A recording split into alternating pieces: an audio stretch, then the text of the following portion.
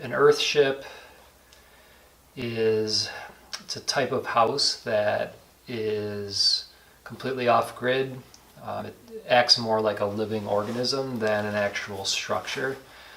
So it harvests rainwater, it grows its own food, it provides its own heat and coolness for the inhabitants, and it kind of lives with the earth, harvesting the sun and the rain.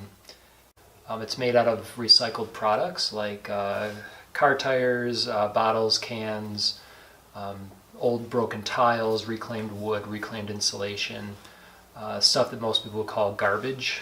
And what's neat about Earthships is they can be built anywhere on the planet because basically wherever humans are, there are old tires and old bottles and old cans. So there are these building materials that are present, and it's pretty low tech. So anyone can learn how to build these structures. Ours is called the Global Model Earthship, and it's probably the most commonly built style, but we have some bottle work and some elements that are a little bit different, some artistic features that make it different than others.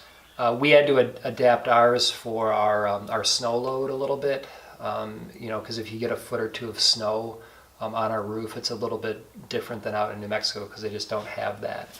So we had to tweak a couple of the structural elements to account for that. And obviously more solar panels. We have quite a few solar panels on ours because we're, again, in New York State, which gets a lot less sun than in New Mexico.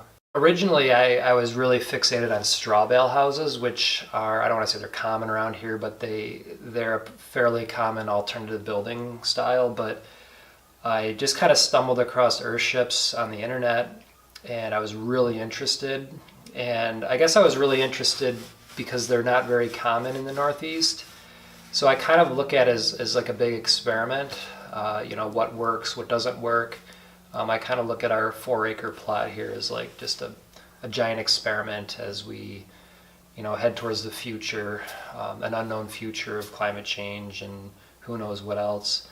So I think it's important to do these kinds of things in climates that haven't really been navigated yet, and so others can learn from it. Students can learn. One of the big barriers is, number one, it's a lot of work. It's very labor intensive. But the other thing is we have fairly antiquated building codes. Like, you propose something like this, and the local municipalities are like, "Well, this is too experimental."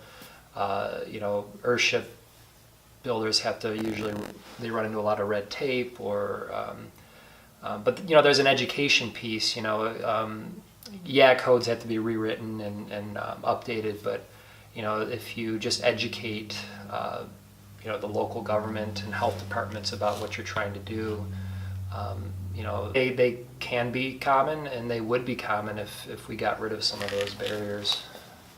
I mean, who wouldn't want? I mean, nobody likes paying a $2,000 heating bill in the winter here. Nobody likes to, pay for electricity, $100 a month for electricity. So if you empower people to be able to design structures that eliminate that stuff, I think a lot of people would want to jump on board.